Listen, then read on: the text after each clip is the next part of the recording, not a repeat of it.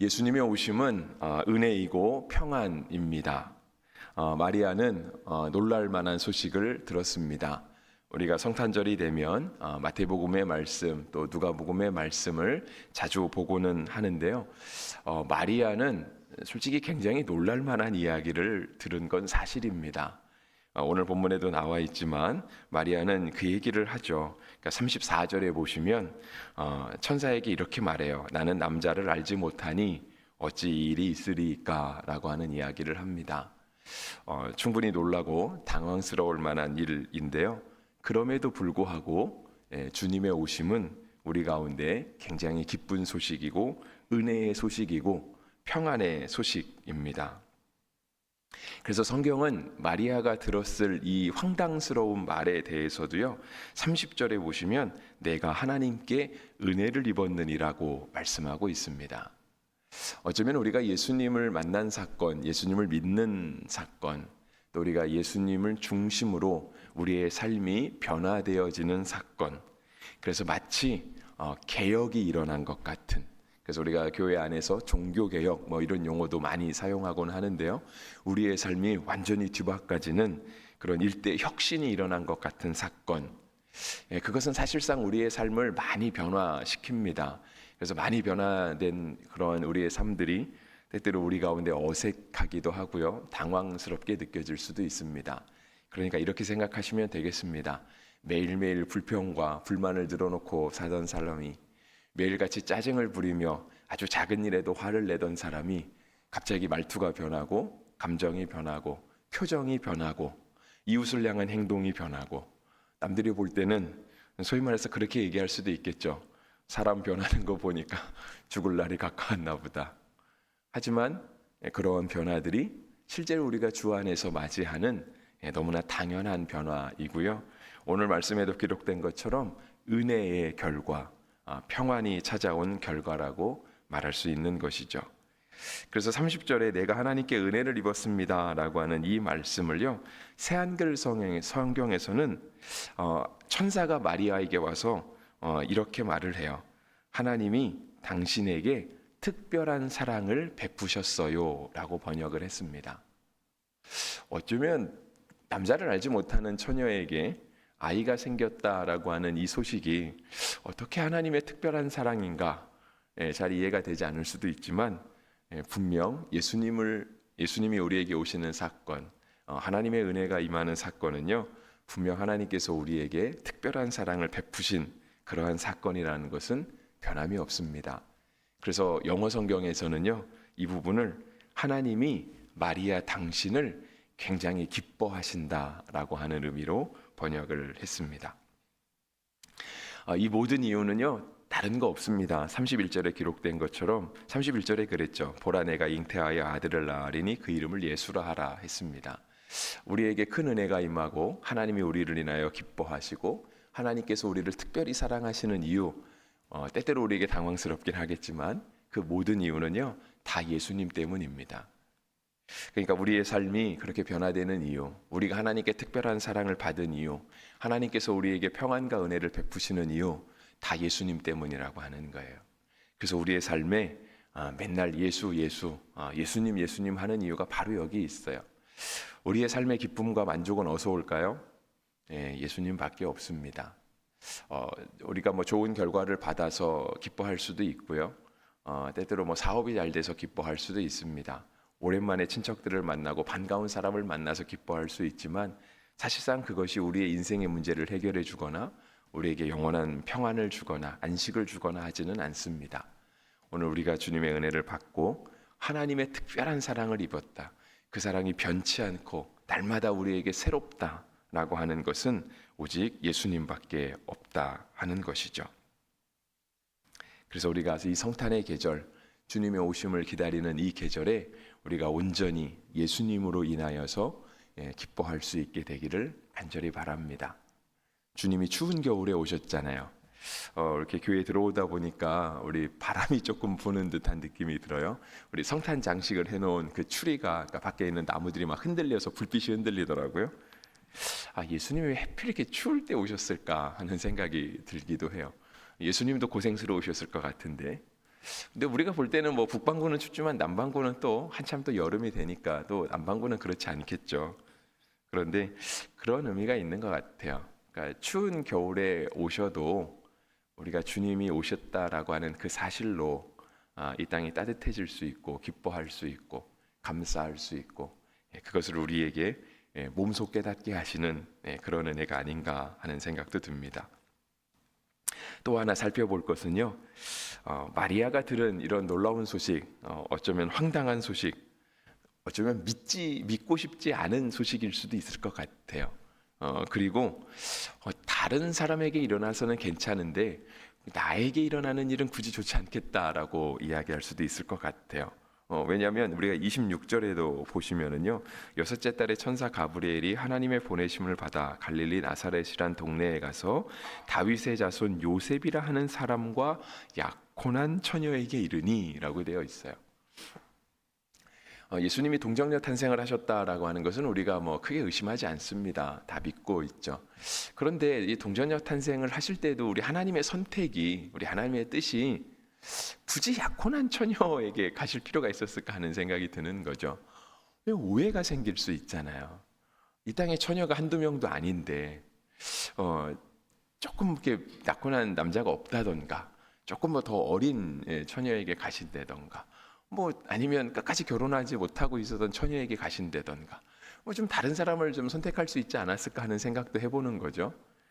근데 왜 굳이 요셉도 헷갈리게 약혼한 처녀에게 가셨을까 하는 생각도 듭니다. 그래서 34절에 있는 것처럼 나는 남자를 알지 못하니 어찌 이 일이 있으리까, 마리아도 반문을 하죠. 그랬더니 35절에 천사가 이렇게 대답해요. 성령이 내게 임하시고 지극히 높으신 이의 능력이 너를 덮으시리니 이러므로 나실 바 거룩한 이는 하나님의 아들이라 일컬어지리라 했습니다. 성령이 하시면 다 된다는 거죠. 일단은 생물학적으로도 돼요. 성령이 하시면 남자를 알지 못해도 아이를 갖게 하시는 하나님의 능력이 있습니다. 사람의 머리는 이해가 안 돼요. 사람의 머리, 특히 우리가 이제 누가복음을 보잖아요. 우리가 주일날에도 누가복음을 계속 보고 있는데, 우리가 이제 성경의 기록은 없지만 이렇게 성경을 연구하는 학자들 또 뭐 이렇게 교회사나 어떤 전통들을 통해서 들어보면 이렇게 누가복음은 이렇게 누가가 썼다라고 하는 것으로 이렇게 전해지고 있습니다. 그래서 책 이름도 누가복음이잖아요. 근데 누가의 직업이 뭐였냐라고 생각해 보면 당시 사람들이 누가의 직업은 의사였을 거다라고 이렇게 다 생각을 해요. 그러니까 이제 의사였던 누가에게 이 34절의 말씀은 절대 이해할 수 없는 거죠. 남자를 알지 못하는 여자가 아이를 가질 수 있나? 이게 다른 사람은 그냥 좀 받아들일 수도 있을 것 같지만 이게 누가는 정말 받아들이기 어려운 거거든요. 의사잖아요. 사람의 몸을 너무 잘 알고 있는 사람이거든요. 그런데 하나님의 말씀은 아주 간단해요. 성령이 하시면 하실 수 있다 이거예요. 왜냐하면 하나님은 사람을 지으신 분이잖아요. 사람이 어떻게 창조됐는지, 사람이 어떻게 만들어지고 또 성장하게 되고, 사람이 어떻게 노화하게 되고, 사람이 어떻게 죽음을 맞이하게 되는지 의학적으로 다 만들어내자면, 아니면 생물학적으로 연구해내자면 연구할 수는 있겠지만, 그럼에도 불구하고 풀리지 않는 어떤 생명의 신비들이 있잖아요. 저는 뭐 의학은 잘 모르지만 뭐 아까도 기도할 때 뭐 수술하신 분도 있고 우리 교회 입원하신 분도 있다라고 얘기를 하는데, 실은 의사가 치료해 주는 건 어떤 상처들을 이렇게 소독해주고 아물게 해주고 어떤 제거해야 될 어떤 암덩이나 어떤 몸에 필요하지 않는 것들이 있으면 그걸 제거해주고 어떤 이런 역할들은 하잖아요. 이렇게 살을 찢고 뭐 불필요한 걸 빼내고 다시 살을 봉합하고, 의사가 하는 거는 칼로 찢고 다시 실로 꼬매는 거지만 그게 어떻게 붙을까요? 진짜 희한한 거죠. 사람이 감기에 걸려요. 뭐 바이러스가 침입하면 감기에 걸린다고 얘기를 해요. 그리고 뭐 몸에 안에 있는 좋은 세균들, 뭐 백혈구라든가 뭐 저는 잘 모르겠지만 싸워서 이기면 병이 낫는다고 해요. 높이 올라간 열이 내려오기도 하고 하던 기침이 멈추기도 하고, 이런 놀라운 생명의 신비들. 하나님이 우리를 그렇게 창조하셨거든요. 하나님이 창조하셨다고 하면 하나님이 동정녀에게서 아이를 낳게 하는 것은 불가능한 일이 아니죠. 하나님께는 아무것도 아닌 거예요. 사람의 머리는 이해가 안 될 수 있지만 하나님께는 손바닥 뒤집듯이 아주 쉬운 게 그러한 일이고요. 하나님은 물론 창조의 질서를 깨지진 않을 거예요. 하나님이 굳이 창조의 질서를 혼란스럽게 하시면서 일을 하실 필요는 없겠지만 하나님이 하시겠다라고 하시면 마리아가 아니라 남자인 요셉을 통해서도 이 땅에 예수님을 보내실 수 있겠죠. 여러분, 이게 하나님이 하신다고 하면 이게 아멘으로 고백될 수도 있는 거예요. 물론 하나님은 그렇게 창조의 섭리를 어지럽게 하시면서 그렇게 굳이 일을 하지는 않으실 겁니다. 하지만 오늘의 믿음 가운데 고백되는 것은 무엇이냐면 성령이 하시면 성령님께는 불가능이 없다라고 하는 거죠. 그래서 우리 37절 말씀, 우리 37절 말씀 하나님 말씀이니까 우리 같이 한번 읽어보겠습니다. 시작. 대저 하나님의 모든 말씀은 능하지 못하심이 없느니라. 아멘. 오늘 이 아침 하나님을 예배하고 기도하고 또 성탄을 준비하고 성탄을 맞이하는 우리 모두에게 진짜 하나님의 말씀이라고 하면 능하지 못하게 하시는 하나님의 능력이 있기를 간절히 바랍니다.